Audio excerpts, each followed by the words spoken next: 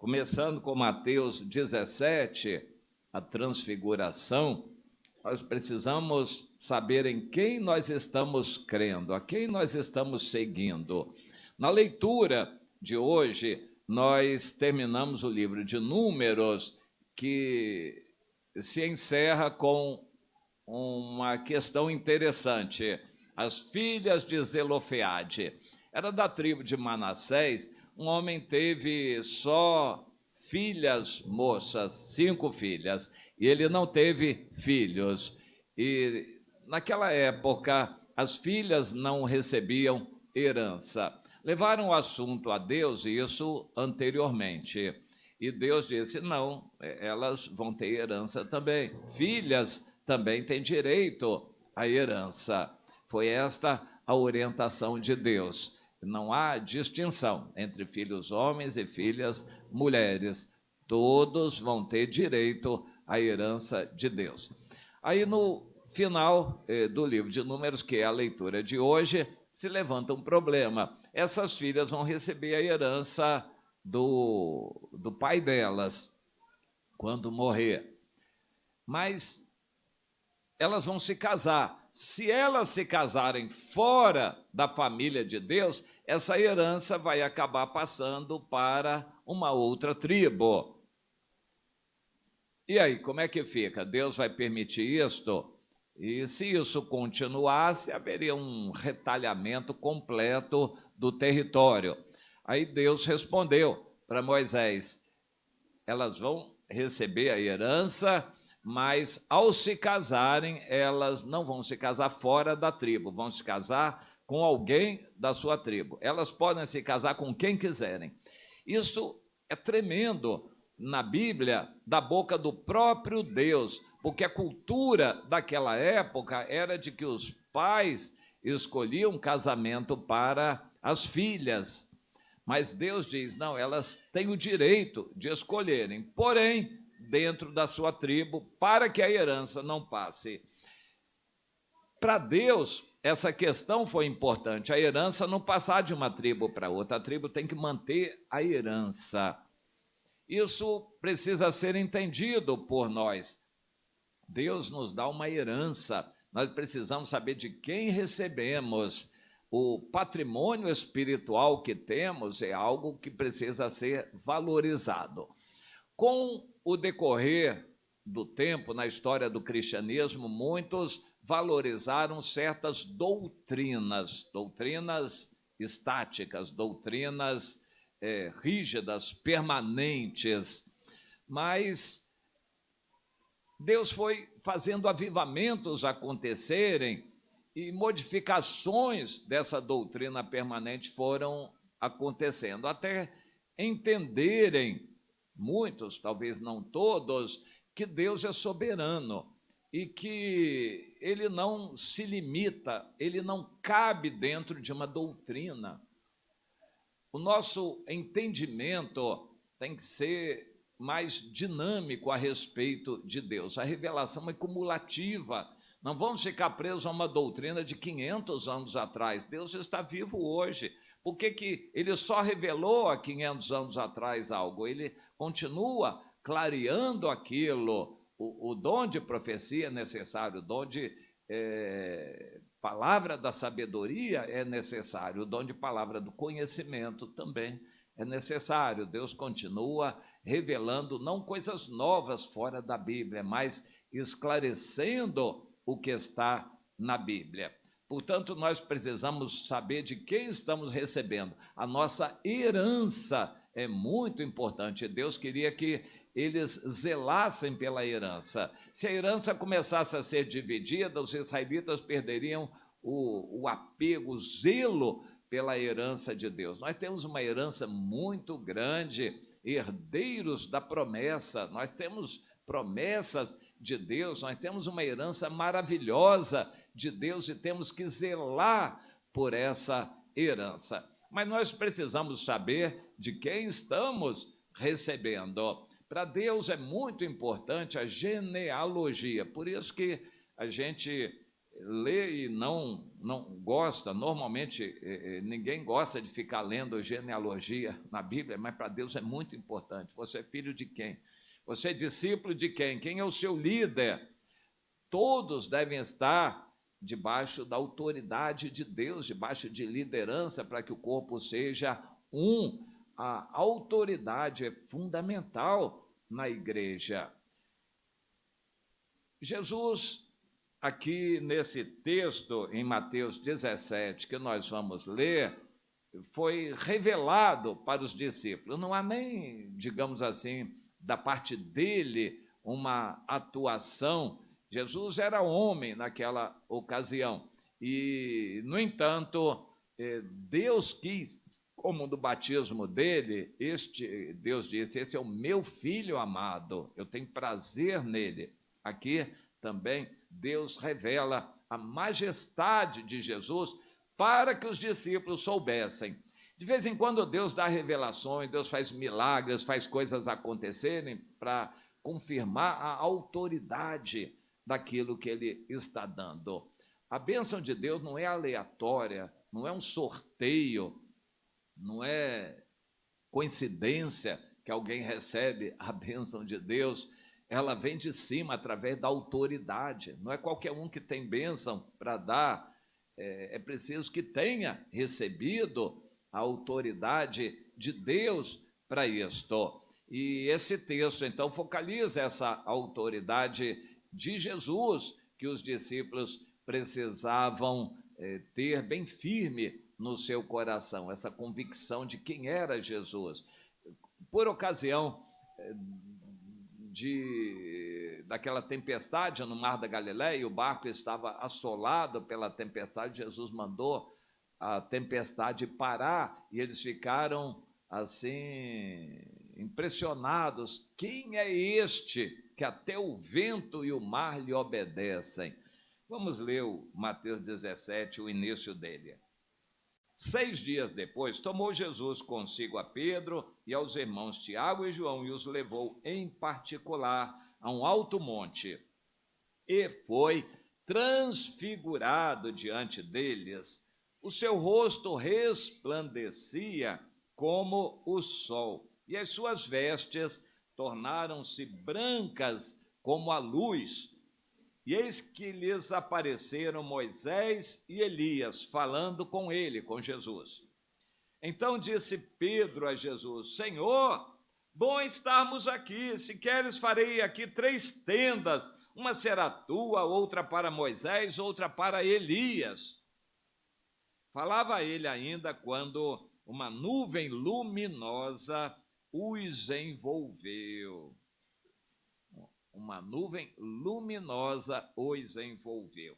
E eis vindo da nuvem uma voz que dizia: Este é o meu filho amado, em quem me comprazo, a ele ouvi. Ouvindo a voz, os discípulos caíram de bruços, tomados de grande medo. Aproximando-se deles, Jesus lhes tocou, dizendo: Erguei-vos, não temais. Então eles, levantando os olhos, a ninguém viram, senão Jesus somente. Deus eterno, aqui estamos diante da tua palavra que revelou Balaxere Kouvaneatuiticaias, um pouco da majestade do Senhor para os discípulos, para que eles soubessem, porque eles teriam que levar a palavra. E quando eles levassem a palavra, eles precisariam saber de quem era a autoridade que eles tinham recebido. Quando a autoridade foi confrontada perante a autoridade dos homens, perguntaram: com que autoridade vocês fazem isso? Em nome de Jesus, aquele que vocês crucificaram, em nome de Jesus, o Filho de Deus. Nessa autoridade dele é que nós estamos agindo e que este foi curado. Senhor, revela-te um pouquinho a nós aqui, para que cada irmão saiba da herança da autoridade a que tem direito. Nós estamos em ti, diante de ti. O Senhor já revelou o teu trono conosco, a tua presença santa aqui neste lugar, por causa dos irmãos reunidos aqui, o Senhor já tem revelado a tua presença, que cada irmão tenha convicção de que não está numa religião qualquer, numa igreja qualquer, num lugar qualquer, mas na presença do Todo-Poderoso. És todo-poderoso, Deus. Nós queremos ter isso nas veias, Senhor, no pensamento, no coração, na lembrança da memória, em sonhos, ó Deus, em meditação durante o dia, que estamos diante do Rei dos Reis, o Senhor dos Senhores, o autor e consumador da fé, aquele que tem a majestade, o Filho amado do Deus eterno. Nesse nome nós batizamos nas águas, nesse nome o Senhor batiza no Espírito Santo, nesse nome nós pregamos a palavra, nesse nome as pessoas se arrependem de seus pecados e se convertem. Este nome é teu nome, tem poder, o Senhor é esse que tem o poder. Revela-te a nós um pouquinho, Senhor, dessa autoridade, para que cada irmão, cada irmã que está em aliança, neste pacto, está, Senhor, neste corpo, saiba a quem está servindo e quem é o que está sobre nós aqui, ó Pai. Seja engrandecido o teu nome, revela-te, pois, Senhor, aos teus filhos, em nome de Jesus. Amém. Glória a Deus. Meus irmãos, mais um texto, nós estamos em Neemias, no capítulo 10.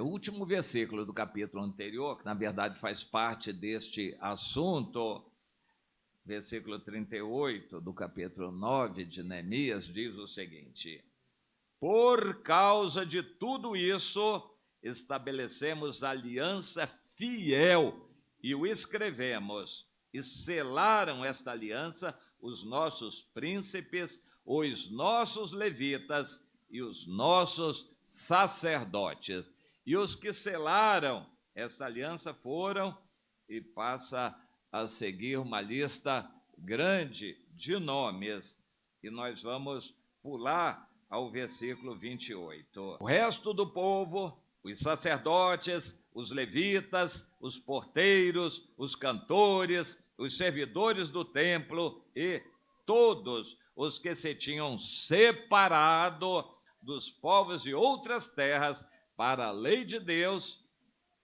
suas mulheres, seus filhos e suas filhas, todos os que tinham saber e entendimento, firmemente aderiram a seus irmãos.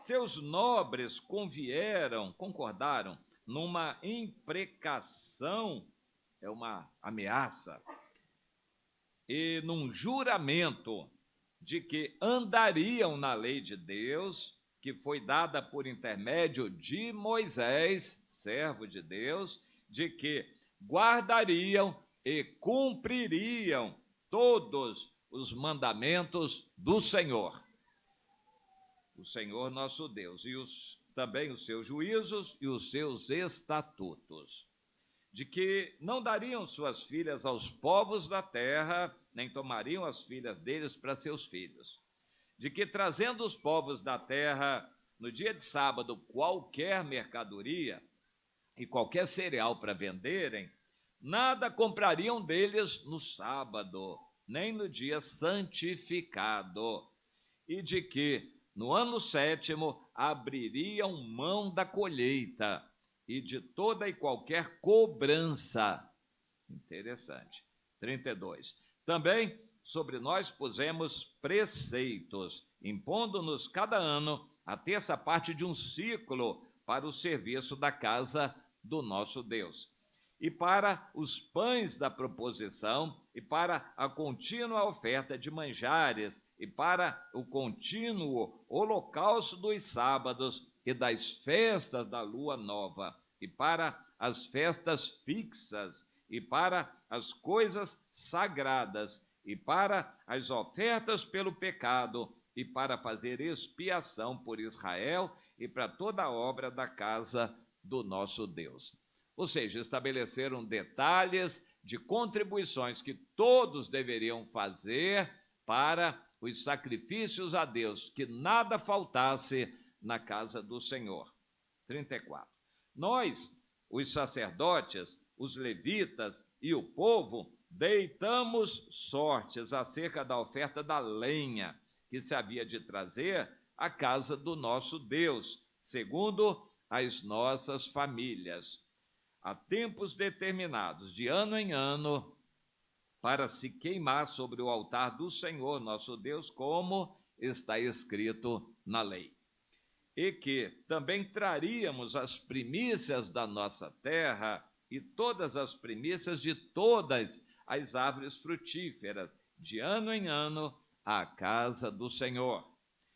Os primogênitos dos nossos filhos e os primogênitos do nosso gado, como está escrito na lei, e que os primogênitos das nossas manadas e das nossas ovelhas traríamos à casa do nosso Deus, aos sacerdotes que ministram nela.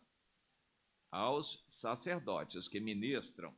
37. As primícias da nossa massa, tudo faz parte dessa aliança, um compromisso que todos selaram.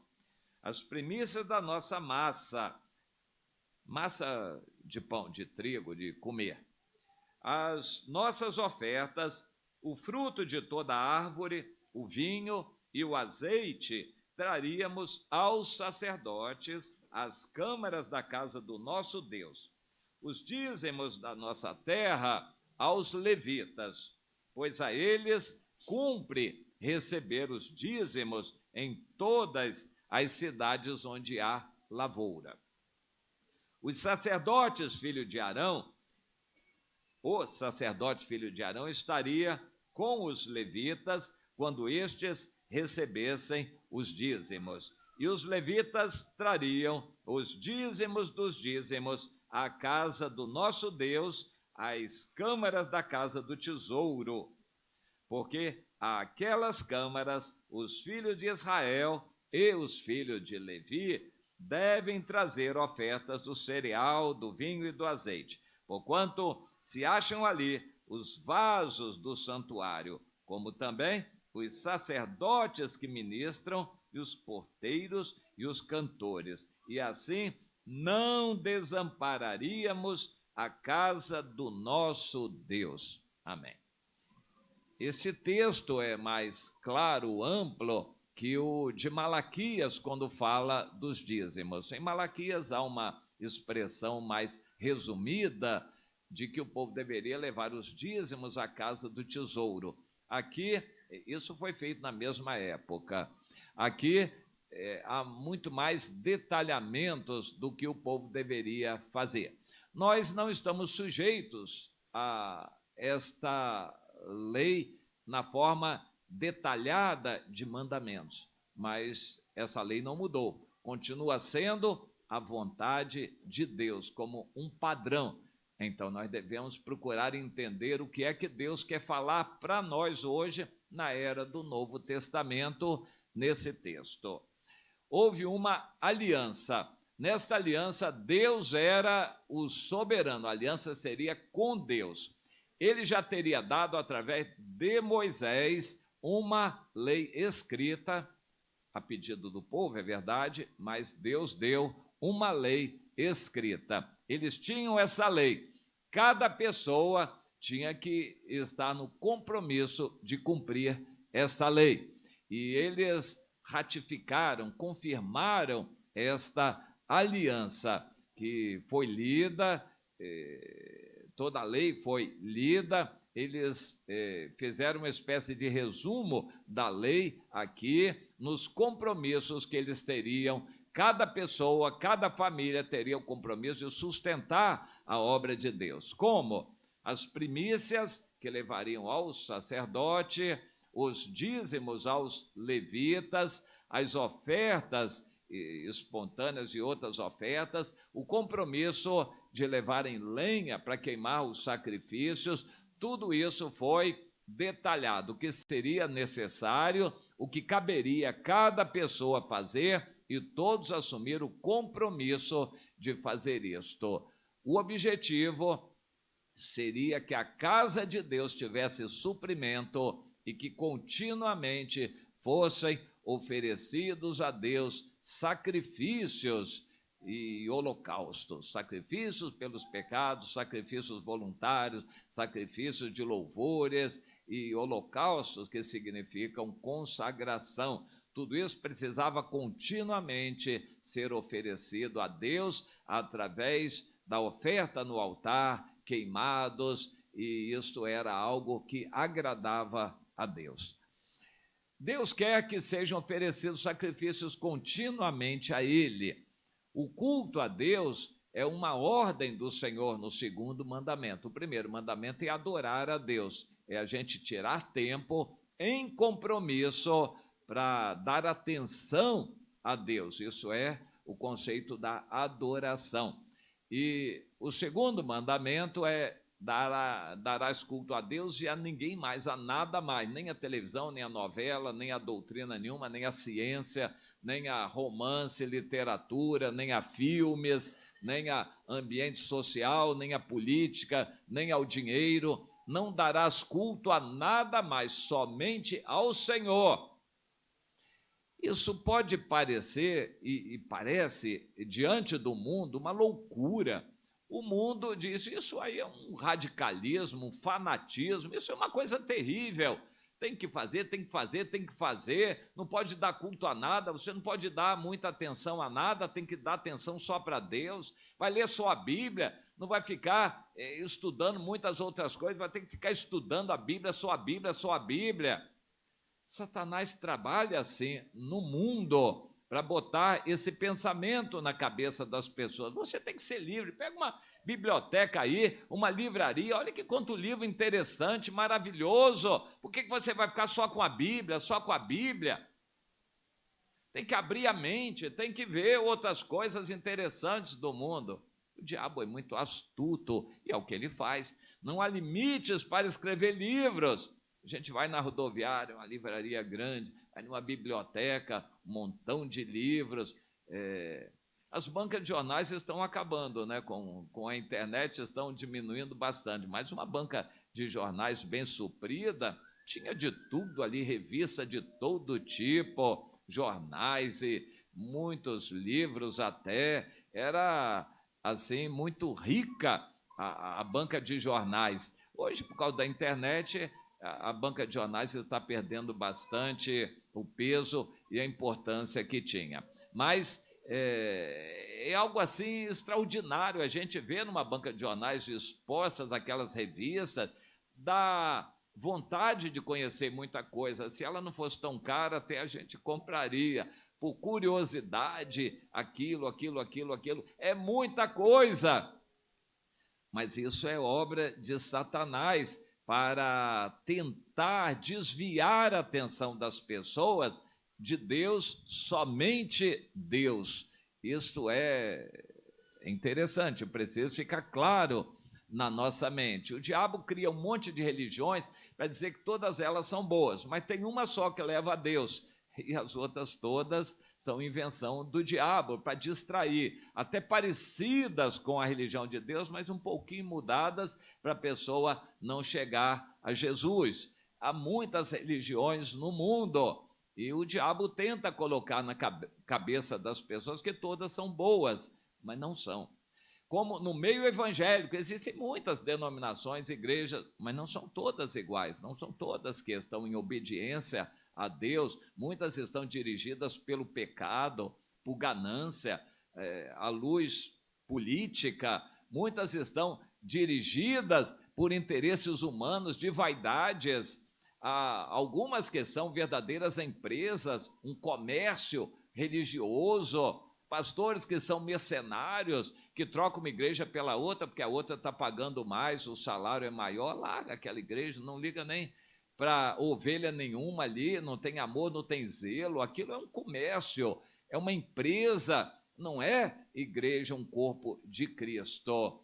Deus quer que a gente entenda que servir a Deus é algo que precisa ficar claro na nossa mente. Deus é um só, tem uma autoridade, ele tem um local, uma família para cada pessoa. Ele não diz que tudo é igual de qualquer jeito, que qualquer um pode ir para qualquer lugar. Isso traz muita confusão. Na verdade, nós buscamos a vontade de Deus, que é boa, específica, clara para cada pessoa. E nós queremos que todos aqueles que Deus nos tem dado entendam o que é a vontade de Deus para fazer uma aliança e estarem em compromisso nessa aliança. Nós não vamos contabilizar número de pessoas e ficar tratando pessoas igual água na caixa d'água. A caixa d'água é assim, entra água, mas sai também, entra e sai. Há igrejas que são igual uma caixa d'água. Então, sempre com um determinado número de pessoas, entra e sai um monte de gente, não forma um corpo, não tem compromisso, não tem lealdade, não tem fidelidade, e vão levando, fazendo entretenimento religioso. Bênção, reunião poderosa, maravilha, campanha disso e daquilo, e as pessoas não vão ficando. Estou lembrando de um que já esteve conosco aqui, eu fui algumas vezes lá na igreja dele, nunca eu fui que estavam as mesmas pessoas, mudava muito de uma vez para outra, não era uma igreja, não formava corpo, as pessoas não tinham compromisso. Aqui no texto, Deus orienta os servos dele, através lá do sacerdote Esdras, para que o povo entrasse em aliança com Deus, com a liderança, através da lei, houvesse um compromisso assumido por todos que tinham saber e entendimento. Inclusive as crianças maiores precisavam saber também e elas concordarem com aquela aliança com o Senhor. Nós estamos em aliança com Deus. Quando alguém decide se batizar, é para o Senhor. Mas quando a pessoa faz parte da família de Deus, ela assume um compromisso com a família de Deus. Eu costumo dizer isto. Bom, nós batizamos pessoas, as pessoas são batizadas uma vez só, não precisam se batizar de novo. Se o batismo foi válido, foi diante de Deus, no compromisso com Deus, pode se afastar, quando voltar o batismo está válido. Quando a pessoa muda de igreja, muda de cidade, não precisa batizar de novo, o batismo é um só, é para o Senhor. Agora, o compromisso de membresia é diferente. Cada pessoa tem compromisso de sustentar a igreja, isso era um tema dessa aliança, estar submisso à liderança, obedecer a quem Deus colocou como autoridade na sua vida, então tem que contribuir, tem que obedecer e tem que participar dos cultos, o que também é mandamento do Senhor, que dê culto a Deus. Nós não estabelecemos obrigatoriedade de reunião, mas cada pessoa deve assumir o compromisso que pode. Meu irmão estava me perguntando, eu estou numa época de concurso, estou fazendo um curso intensivo, então eu tenho aula todos os dias, mas e no meio da semana tem reunião na igreja, tem culto na igreja, e aí? Eu falto a aula para estar ali? A minha resposta foi a seguinte, não obrigatoriamente, a gente assume compromisso que pode, neste caso, se é de Deus fazer aquele curso intensivo, que tem aula todos os dias, no dia de reunião você não vai estar lá, mas você vai procurar saber o assunto que foi tratado lá, e se você tem compromisso com as pessoas lá, você vai procurar as pessoas que estiveram lá. Se você estivesse lá, estaria fisicamente com as pessoas. Mas como você não esteve lá, você pode estar através das redes sociais, do telefone, fazer outro contato com aquelas pessoas e assim manter o contato pessoal, a comunhão com aquelas pessoas, mesmo não tendo ido à reunião. Nós não devemos dogmatizar, sacralizar a reunião. Jesus não veio para fazer reunião, ele veio para salvar pessoas. A nossa aliança é com pessoas, não é com reunião. A nossa aliança não é com reunião, é com pessoas. Então, isso precisa ficar claro. No entanto, é necessário participar. Hebreus 10, 25. Não deixemos de nos congregar. Isso não significa que tem que obrigatoriamente ir àquelas reuniões todas da igreja.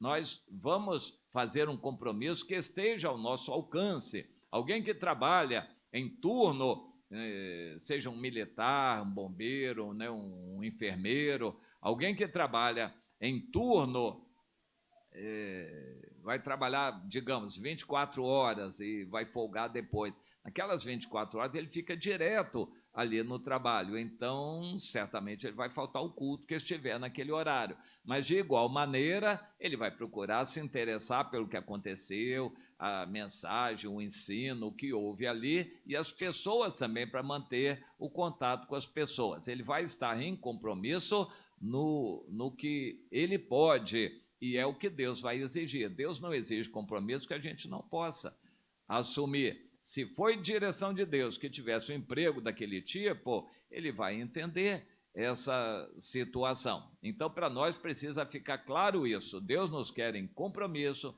em aliança.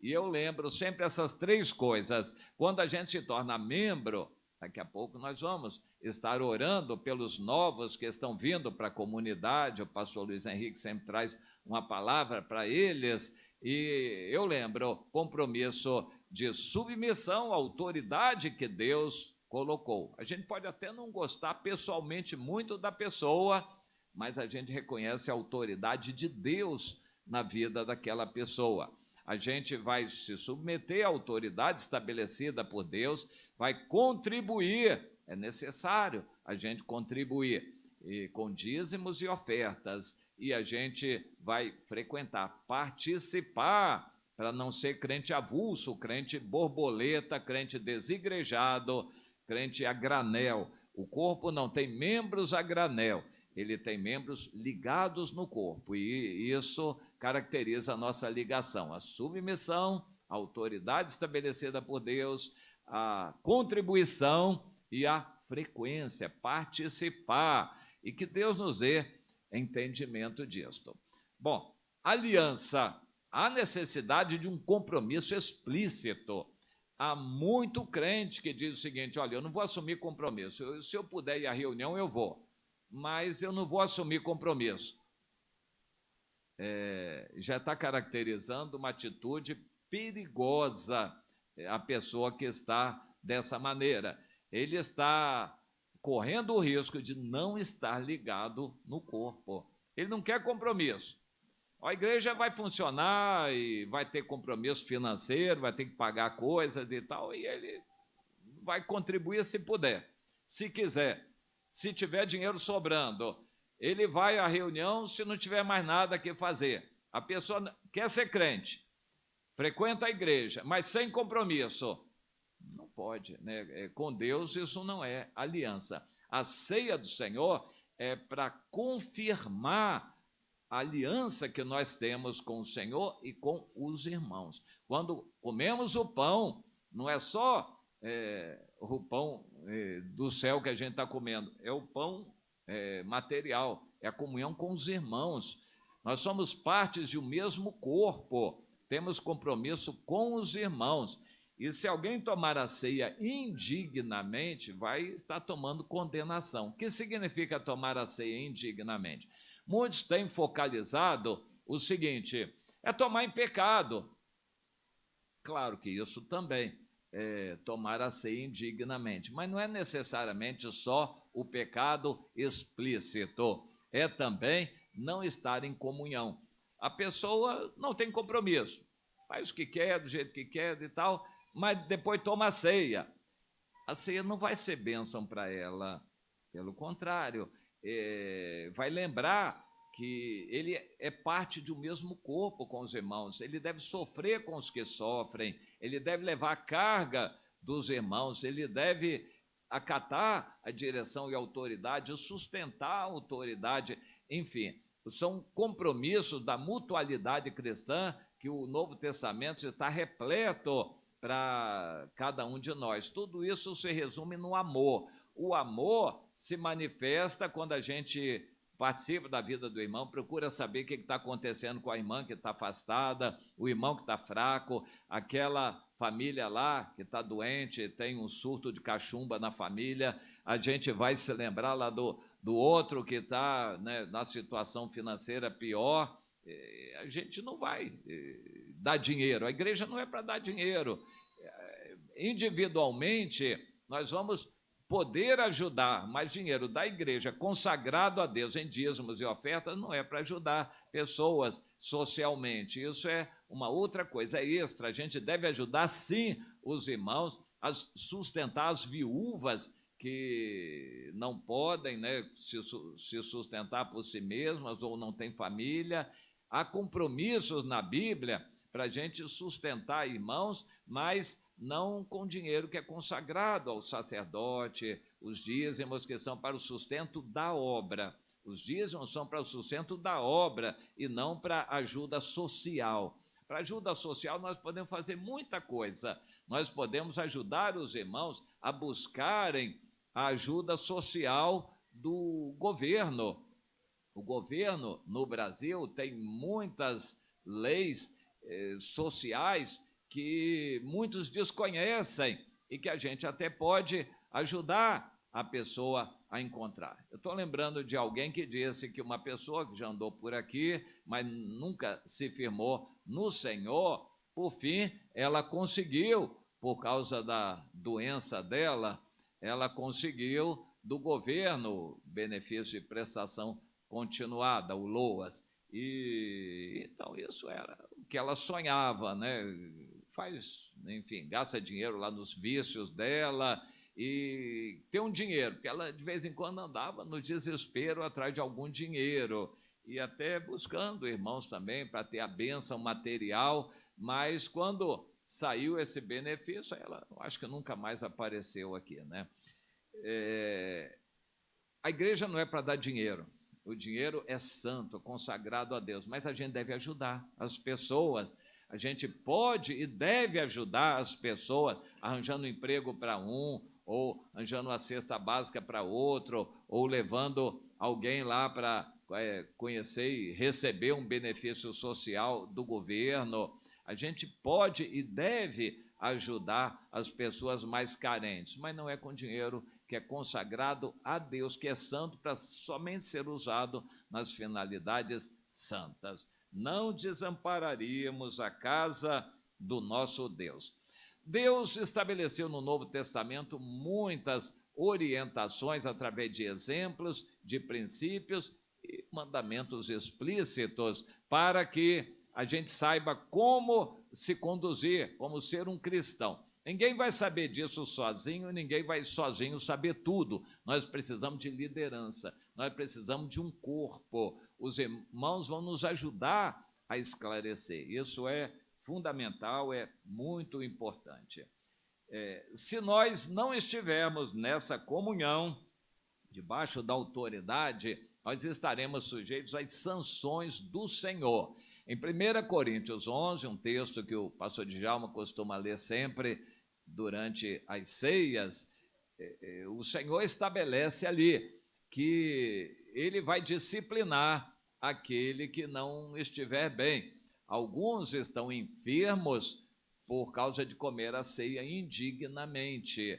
Eles vão ser deixados pelo Senhor nas mãos de Satanás para perder o emprego, para perder a saúde, para arranjar briga com um parente, perder a casa em que morava. A pessoa está rebelde contra Deus. O Senhor permite, entrega na mão do inimigo para o inimigo tirar coisas dela como disciplina. E até Deus também estabelece o espalhamento. Deus deixa que a pessoa se desvie. A situação de um crente desigrejado é muito ruim. Ele sente uma solidão, ele sente falta da comunhão, sente tristeza, se sentir sozinho é horrível. Se a pessoa continuar, por fim, ele acaba se acomodando, se esfriando mesmo, totalmente morno espiritualmente, e acaba sendo vomitado da boca do Senhor. Ou seja, o mundo leva para o pecado, enreda a pessoa em pecados tais, ninguém precisa ensinar a ninguém o pecado, o mundo está cheio de oportunidades de pecado, o pecado acaba enredando a pessoa acaba se afundando no pecado e depois, mesmo que ela queira, não consegue mais sair. Se alguém não for com amor buscar tirar daquela lama do pecado, ela não vai sair daquela situação. Por isso a gente precisa de um corpo, e ninguém pode ficar muito tempo longe do corpo, porque vai sentir falta, vai sentir as brasas esfriando. A gente precisa de se reaquecer, de se renovar no corpo. Mas aí também vem outro princípio do Novo Testamento. Deus não é Deus somente de Israel, de um país ou de uma cidade de Judá ou de Jerusalém. Deus é Deus em toda a terra. O evangelho é para ser levado no mundo todo, ou pelo mundo todo. O evangelho não é para ser centralizado em Roma, ou Aparecida, ou onde for a cidade mais privilegiada que for. O Senhor está em toda parte. E Jesus não quer nenhuma sede nem capital aqui na terra. Ele quer que o seu povo se espalhe.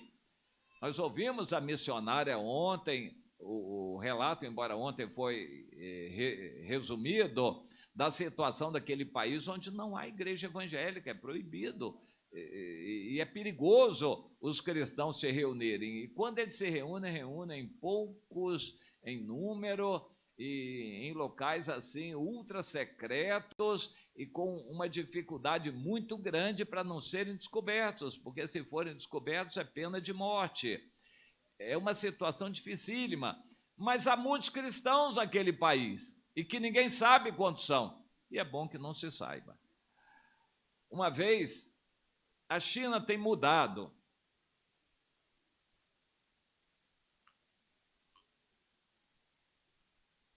Há uns 30, 40 anos atrás, houve uma perseguição muito forte, um recrudescimento da era do Mao Tse-tung e uma perseguição muito forte.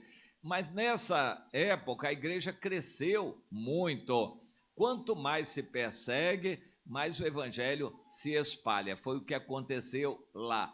E desenvolveu-se então a igreja subterrânea, a igreja nas casas. Nessa época se levantou um homem chamado irmão Yun. Ele foi usado por Deus para sofrer. Parece que ele recebeu o dom de sofrer. Um homem que jejuava mais de 40 dias por completo. Um homem que era torturado, ficava alguns dias assim numa cela, em pé, num pé só, em pé, digamos, horas e horas, 2 dias em pé, numa cela bem apertada, onde ele não podia se dobrar, não podia se coçar, ele tinha que ficar em pé ali, num pé só.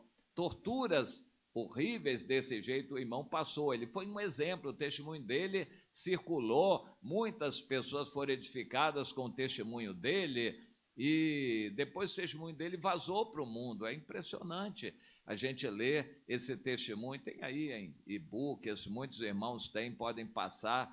O Homem do Céu, o testemunho do irmão Yun, é algo que nos faz chorar, o quanto eles sofrem lá debaixo da perseguição, tão somente por serem cristãos. Mas ele sobreviveu, Deus abençoou, ele se tornou um líder, uma referência para outros. Mas em algum momento o comunismo abrandou a perseguição. Quando abrandou a perseguição, os cristãos se aliviaram, começaram a assumir publicamente que eram cristãos, começaram a construir templos, a fazer reuniões maiores, e até hoje eles ainda têm essa liberdade, embora o governo já tenha determinado perseguir de novo. Então está apertando, controlando as igrejas, começando a cercear as reuniões e dificultar tudo. Então a perseguição está aumentando. Mas o número de cristãos hoje é muito grande na China. Então, naquela época da perseguição, o irmão Yun sobreviveu, conseguiu exercer alguma liderança, não tinha nada escrito, era assim de boca a boca, passava um para o outro, e aquele número de cristãos cresceu. Em um determinado momento, o irmão Yun, junto com outros, tiveram um arrobo de vaidade, uma tentação de fazer o pecado de Davi, de contar o povo. E eles começaram a contar quantas pessoas estavam debaixo da autoridade deles. E reuniram os líderes. Eles chegaram ao número de mais ou menos 15 milhões. Na época, 15 milhões de pessoas eram os crentes que estavam debaixo da autoridade daqueles líderes ali. Eu não sei quantos eram, uns 20, 30. Aqueles líderes ali representavam 15 milhões de cristãos. Para que saber isso? Deus não gostou. Sabe o que aconteceu? Os grandes líderes estavam ali contando o número dos milhões de cristãos que estavam debaixo da autoridade deles. A polícia chegou. Entrou e prendeu todos eles, em especial o irmão Yun, que entrou na cadeia para levar mais uma série de surras e torturas e sofreu bastante. Não precisava. Eu creio que depois dessa, ele começou a acalentar um sonho de sair da China. E, de fato, ele conseguiu, por milagres de Deus, sair da China e foi para a Alemanha. E na Alemanha ele sentiu falta da perseguição na China. Na Alemanha ele tinha dinheiro, hospedagem em hotéis luxuosos, convites para pregar nas igrejas, mas espiritualmente ele se sentiu lá embaixo. Ele disse: olha, eu prefiro a perseguição do meu país, porque a gente fica mais fiel a Deus do que essa sedução do dinheiro, da vida moderna e do conforto da vida. O reverendo Paulo de Tarso conhece muito bem, né? Lá nos Estados Unidos, ele disse: eu prefiro a perseguição do meu país, porque faz a gente ser mais fiel a Deus do que a sedução das riquezas aqui no Ocidente. E hoje, praticamente não se ouve mais falar no irmão Yun. Ele só significou algo por causa da vida passada, quando ele estava debaixo da perseguição e do sofrimento.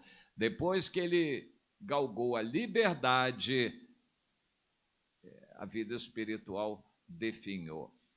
Deus nos disciplina para o bem, porque Ele é Pai, Ele quer o nosso bem. Ele vai disciplinar cada irmão com lutas, provações, dificuldades, desemprego, lutas em família. Isso nos traz para perto de Deus, não é para a gente se fazer de coitadinho, não. De vez em quando alguém chega no nosso meio: na minha família eu sou a única cristã, um espírito assim de coitadinha, eu sou a única. Eu digo: minha irmã, você tem um privilégio que eu não tive. Eu nasci num lar cristão, eu não pude evangelizar ninguém na minha família. Você tem o privilégio de ser a primeira na família, isso é um privilégio maravilhoso. Você tem que glorificar o Senhor, porque você tem em casa quem você possa evangelizar. Amém?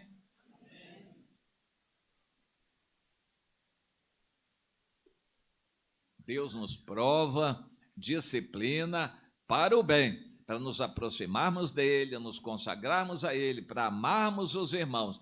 Quando a gente melhora de vida material, e é por isso que Deus também não permite que a maioria melhore muito no status, no nível social, porque quando a gente melhora, galga um emprego, uma posição elevada, a gente começa a receber um salário maior, aí quer um carro melhor, aí começa a comprar um carrão, uma casa boa, e começa a sair para almoçar fora e jantar em churrascarias especiais, né?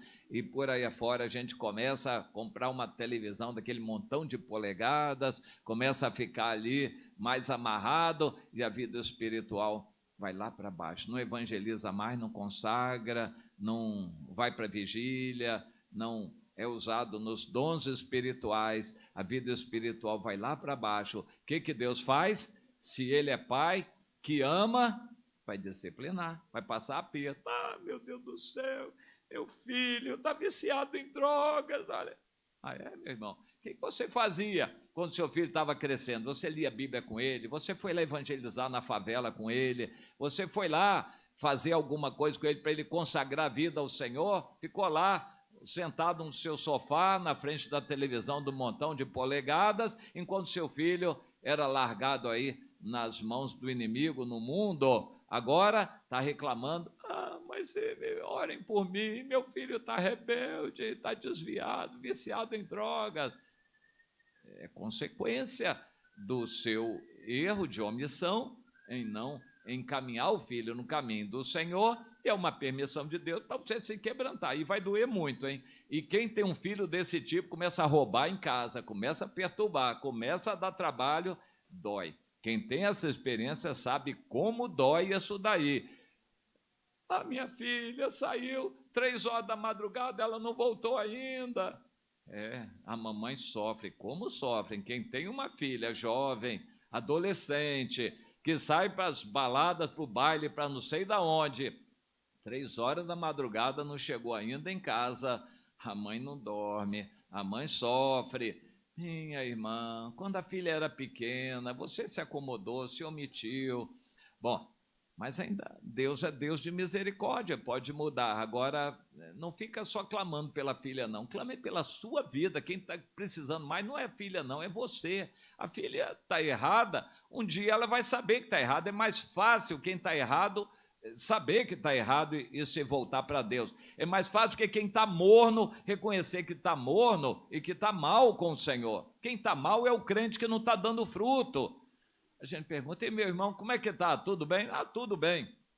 Bom, se está tudo bem, você deve estar ganhando alma, evangelizando, fazendo discípulos, você deve estar participando da obra de Deus. Bom, é bem, não é bem. Então, meu irmão, não está nada bem, você está mal. Não, mas eu estou bem, eu estou com dinheiro no bolso, tenho carro, tenho casa, tenho emprego, estou bem. Está nada, você está muito mal diante de Deus. O Senhor nos quer consagrados a Ele, então Ele vai apertar. Ele vai apertar. E a situação do Brasil é um aperto de Deus para nós.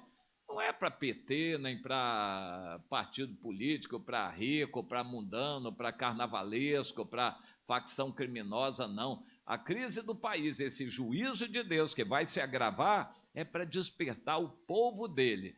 E o Senhor tem falado conosco que Ele vai espalhar o povo dele. É uma disciplina. Quando a igreja é grande, constrói um templo grande, muita gente reunida, aquilo vira um ambiente social, desfile de modas, as reuniões da igreja são desfile de modas, aquela vaidade, muitos entretenimentos ali na igreja, reunião segunda, terça, quarta, tal, domingo, papá, quase todo dia ou todo dia mesmo, e entretenimentos, inventando entretenimentos no templo, para concentrar os crentes ali, para eles não irem evangelizar. Quem é que está querendo essa estratégia? Jesus mandou: ir, espalhai-vos. Quem é que está mandando vir? Concentrar. Eu estou lembrando de tantas igrejas que foram pujantes, trabalharam, serviram e começaram a fechar as congregações. Começaram a fechar as congregações, tão somente porque eles queriam ver um número grande de pessoas na sede. Como a sede estava diminuindo, eles fecharam e ainda continuam assim, fechando congregações e pontos de pregação para que o povo possa vir fazer número ali na sede, na matriz. Muito triste isso, essa situação. O Senhor manda a gente se espalhar. Se não se espalhar por bem, Ele vai se espalhar Ele vai fazer espalhar pela perseguição. É o que Deus vai fazer. Então tem muita gente indo para outros países, tem muita gente indo para outros lugares, e igrejas estão recebendo impacto e vão receber muito impacto da crise, as ameaças. Existem igrejas que estão localizadas em pontos suscetíveis ao crime, ao tráfico, à insegurança, assaltos na redondeza. Muitas igrejas já estão sofrendo isso e vai continuar. A estratégia evangélica no Brasil foi concentrada em templos para o diabo bagunçar e acabar dar uma pancada forte na igreja evangélica no Brasil. É a coisa mais fácil. É só ter a permissão de Deus. O problema é que Deus não tem dado ainda essa permissão. É só o diabo, tendo a permissão de Deus, soltar os traficantes para fazer insegurança na igreja. Um tiroteio perto da igreja, à noite, na hora do culto. Quem é que vai à igreja? Os irmãos todos moram na redondeza, é um tiroteio, tráfico, invasão, outro grupo querendo tomar. Na hora do culto, quem é que vai à igreja? As igrejas vão ficar vazias. Greve de ônibus, insegurança, estão queimando o ônibus aí. Quem é que vai? Só quem tem carro, mas ainda com muito medo de passar em certos lugares. Para o diabo bagunçar a igreja evangélica no Brasil, é coisa mais fácil, a igreja está no templo, acabou a reunião, acabou a igreja. Em muitos lugares é assim, acabou o templo, não dá para fazer reunião no templo, acabou a igreja. Eles não se conhecem, não sabem onde moram os membros, não tem comunhão fora do templo. A estratégia está toda errada. E até hoje Deus não permitiu isso acontecer, mas está para permitir. Esses dias, foi ontem, anteontem, eu estava orando, a gente orando aqui, orando pelo ministro Sérgio Moro. O ministro Sérgio Moro resolveu atacar o crime. E vai ter reação imediata. Ele está tomando providências drásticas para isolar e prender isoladamente bandidos perigosos que estão comandando as facções criminosas aqui fora. Isso, breve vai ter repercussões grandes. Por enquanto, a maioria dos bandidos, por serem originários de famílias evangélicas, ainda respeitam os evangélicos. Em algum momento, isso pode romper esse equilíbrio e as igrejas começarem a ser atacadas, assaltadas, e aí, quem é que vai à igreja? A igreja foi assaltada 2 vezes. Eu garanto que a assistência reduz no máximo a terça parte. Não vai muita gente mais na igreja, a igreja já foi assaltada várias vezes, o bandido entra lá e assalta. Bom, não é difícil para o diabo bagunçar a situação em muitas igrejas, mas o Senhor quer permitir isto e vai permitir no futuro próximo no Brasil, exatamente para a gente entender o que o Senhor quer, que cada irmão esteja em aliança, no compromisso. Agora, se essa crise do país aumentando, como deve aumentar, os irmãos se espalharem, Deus vai manter a bênção dele sobre cada um para onde for. Pode ir lá para os Estados Unidos, pode ir para o Canadá. Minha filha Érica está aí já de mala pronta para poucos dias se mudar para o Canadá. Mas tem mais gente indo para outros países também. A pessoa pode ir para onde for e Deus vai com ela. E a gente pode manter a comunhão. Por que que daqui nós podemos ter comunhão com os irmãos lá no sul? Santa Catarina está um pouquinho longe daqui, né, Gabriel? Né, Letícia? Né, Edinaldo? Mas, e no Rio Grande do Sul? E nós aqui devemos orar pelo irmão Nilson. Estou sentindo tanta falta dele, o Nilson, a Daiane, como eles estão lembrados no meu coração. Vamos aqui orar por eles. Lá no Rio Grande eles não puderam vir. O trabalho do Nilson não permitiu. É época de safra, o carnaval ficou tarde, então já entrou na safra, e na safra agrícola ele trabalha demais, ele não pode sair, então não puderam vir, mas a gente lembra deles que estão no nosso coração e na nossa comunhão.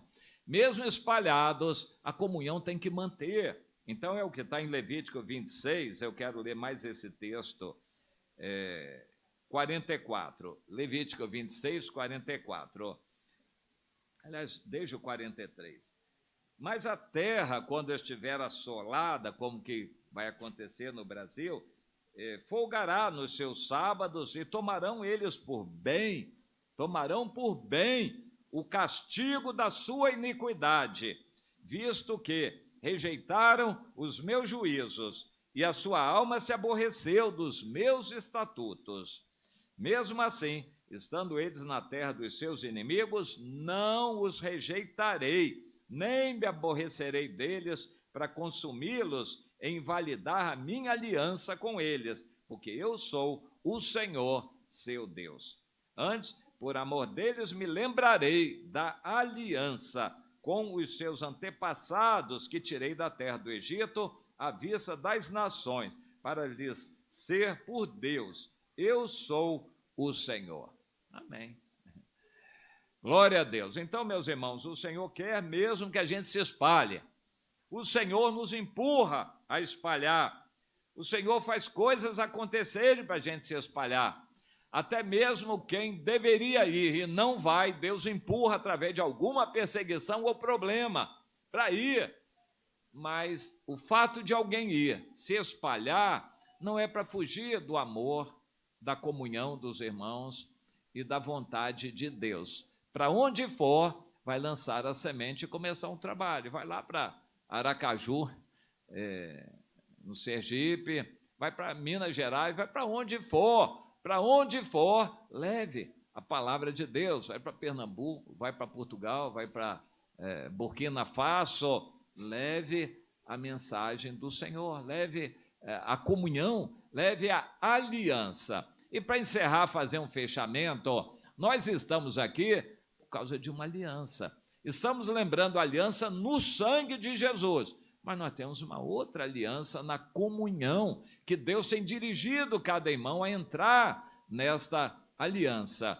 Quando alguém tem dúvidas, o Senhor responde a essas dúvidas para que a pessoa tenha convicção de onde deve estar, como deve estar, a que liderança obedecer para poder ter a sua vida frutífera, ser um ramo que produza e não um ramo estéril que vai ser cortado e lançado fora. Deus não quer ninguém estéril aqui.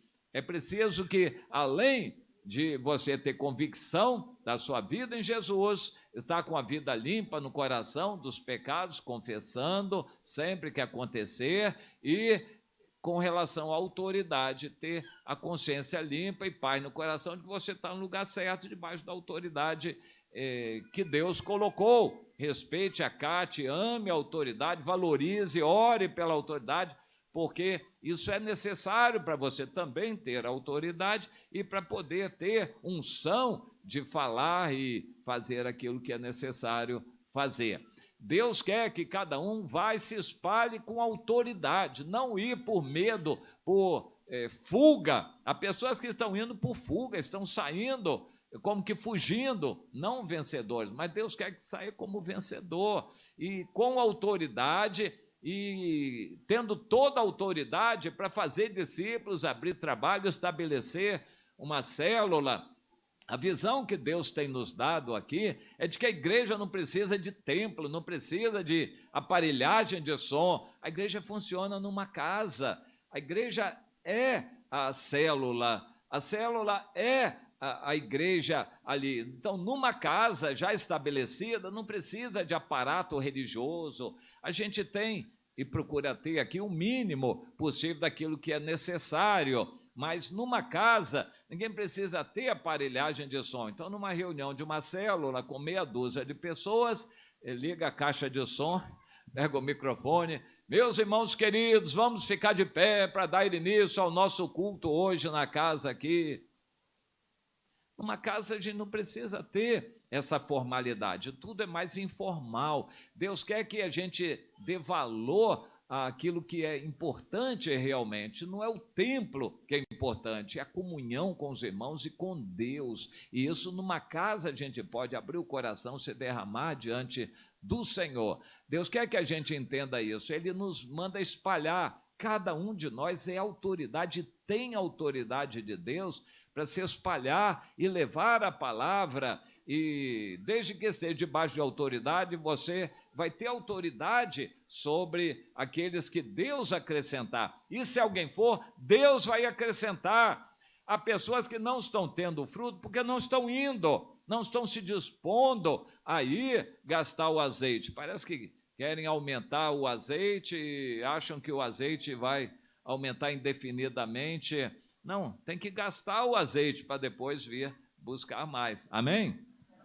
Deus quer que os irmãos se encham aqui, se renovem, mas que saiam para gastar esse azeite para poderem, em outra ocasião, se renovarem, porque Deus tem fartura de azeite para dar. Ele nos ama, o Espírito Santo foi derramado em abundância.